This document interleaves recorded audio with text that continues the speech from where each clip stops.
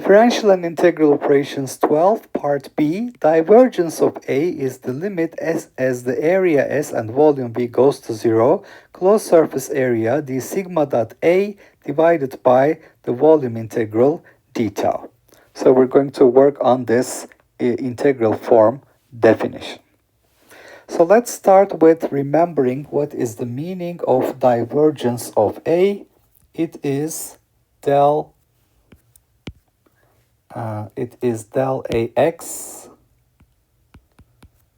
del X plus del AY del Y plus del AZ del Z. So this is our divergence. Now we're going to write the closed surface integral d sigma dot A, and we know what that is for our cubic surface that we have defined. So for surface 1, our area is delta x delta y, remember? So we're going to use that. So it is minus AZ,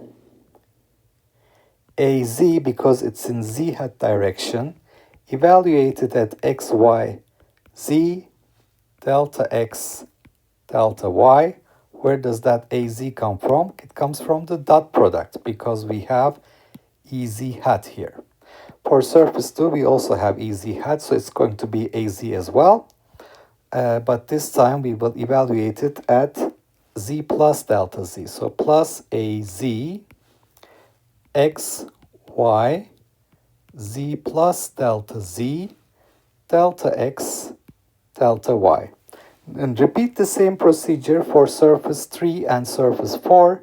For surface 3, I will look at AX component, and for surface 4, AX component evaluated at x plus delta x.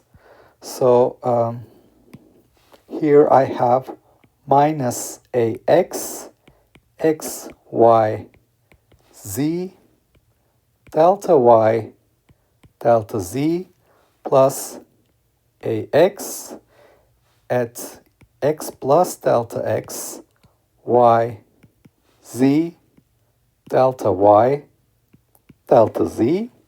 And for the fifth surface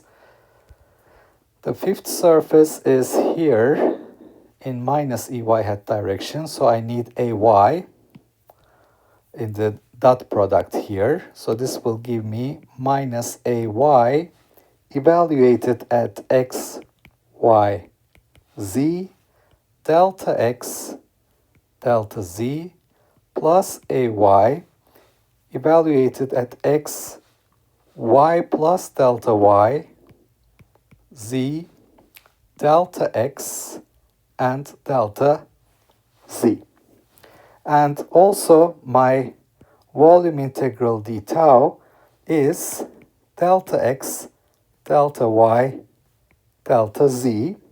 Now I'm going to consider the limit as s and v approach 0, closed surface integral d sigma dot A divided by the volume integral d tau. And for this one, if I look at the first term here, for example, this will be z plus dz and dx dy. So this is going to turn into dx dy dz, dx dy dz.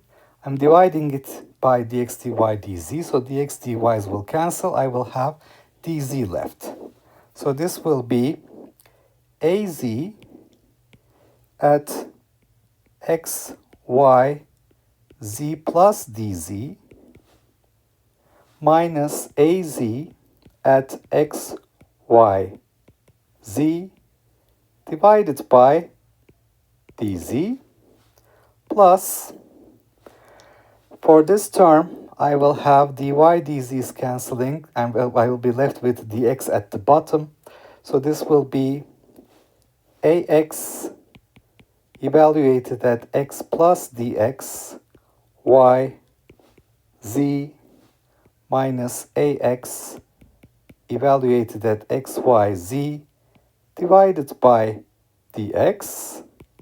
And then finally, the last term will be ay at x, y plus dy, z minus ay, xy, z divided by dy. Okay.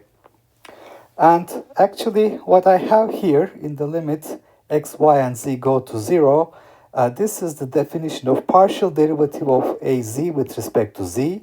This is partial derivative of ax with respect to x, and this is partial derivative of ay with respect to y. So this is equal to del ax del x plus del ay del y plus del az del z, which is divergence of A.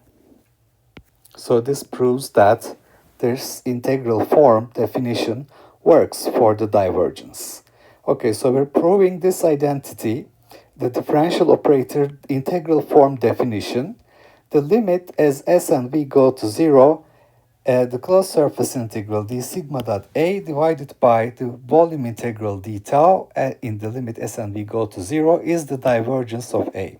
So I've used the same surface I've defined here, and for this one I have considered the dot product of these delta sigmas with the area vector, with the A vector. So when I take a dot product between this and A vector, I'm getting z component of A for S1 and S2, x component for S3 and S4, and y component for S5 and S6. And I have to be careful whether the vector will be evaluated at x, y, z, or at x plus delta x, or y plus delta y, or at z plus delta z. So that's what I did here. And then I took the limit as delta x, delta y, and delta z go to 0, which means they become infinitesimal, dx, dy, dz. And this gives me the definition of the partial derivative. Az with respect to z, ax with respect to x, ay with respect to y. Their sum gives me the divergence of A, as expected.